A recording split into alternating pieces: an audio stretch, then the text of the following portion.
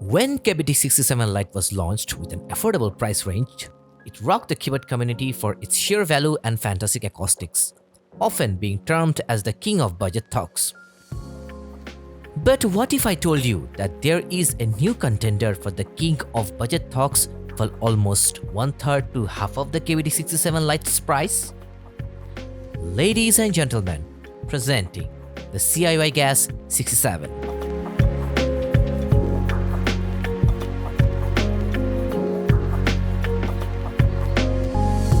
I think I don't need to give CIY any introduction. The Tester 68 was a crazy value board, and with that I made the cheapest Tactile keyboard on the internet. CIY recently stepped up this keyboard game and launched a literal KBD67 Lite killer. GAS67 is a 65% keyboard kit which is gasket mounted, and CIY's first attempt on an enthusiast targeted budget custom keyboard. And today I will be making some custom builds with this kit and see how it performs. The kit comes unassembled. Case is made of translucent ABS plastic and the plate is polycarbonate. It has a 6-degree typing angle with adjustable feet at the bottom. The USB-C input is at the center and it's a daughter board. The PCB comes with CIY's own hot swap socket with not-facing LED. You can control the RGB or remap keys with the software. The button at the blocker acts as a key for the Win key lock. Well, that's something new. Anyways, inside of the box you'll also get silicone plate dampener, a PE sheet, screen stabilizers, step pads, or on gaskets. The manual explains how to build the kit, but however, I will now show you how to build it. Okay, let's start with the build, and as usual, let's start with the stabilizers. I first put in the step pads on the PCB,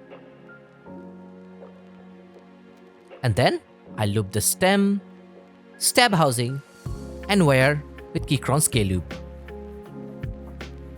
Then, after inserting the stabilizers, I checked whether they sounded alright and whether there are any rattling.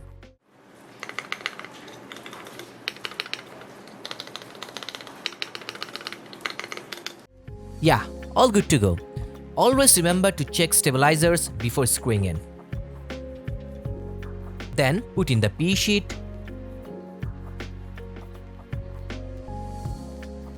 plate silicone and screw in the stabilizers.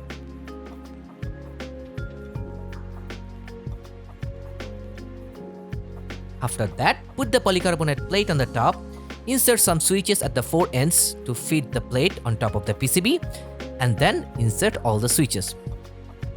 I will try various switches for this build, but I will start with the Gateron Cap Gold V2 since I'm looking for that thock.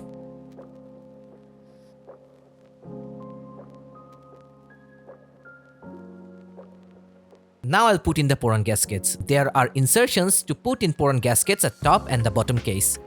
These are soft pour-on gaskets that will help achieve the flex in combination with the daughter board and adequate space inside of the case.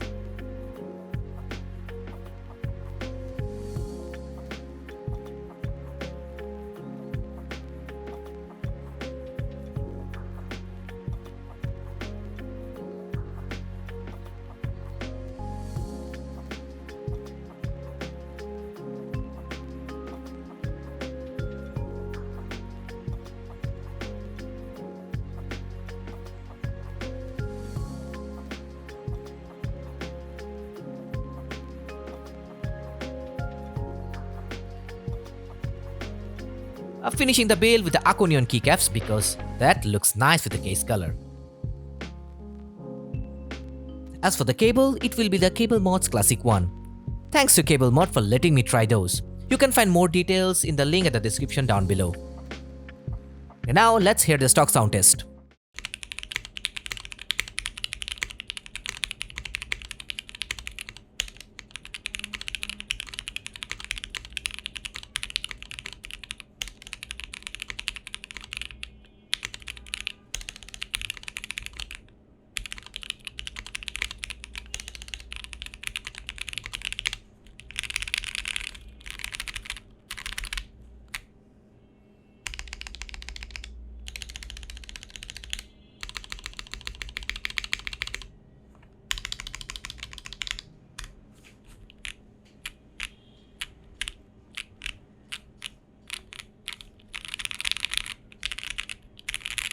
Well, it sounds decent. although a bit higher pitched and poppy due to the P sheet and nothing inside of the case. But like I have thought earlier, the gasket mounting here is superb. The typing experience was soft and I was getting flex. It sounds quite decent with all the stock buds. And I think it's pretty usable in this stock configuration. But however, I want to make it sound a bit fuller. So these are the things I did. I added one strip of gaskets at the bottom case.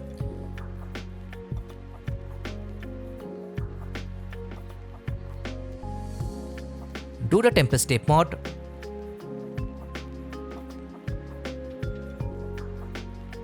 And finally, filling up the case with polyfill. Now let's hear how it sounds with various talky sounding switches.